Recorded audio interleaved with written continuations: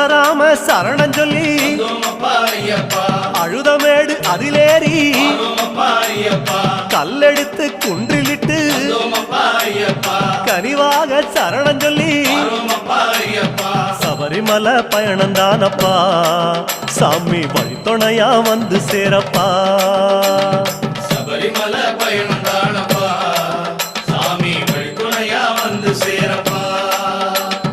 இஞ்சி பாற கோட்டையில இருந்து ஒரு பூச பண்ணி உடும்பார உச்சியில உட்கார்ந்து பூச பண்ணி காந்தமல ஜோதியானவா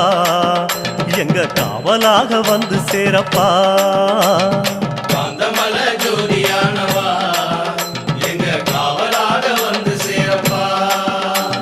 சன்னதியில் கட்டும் கட்டி சபரிமலை காடு தேடி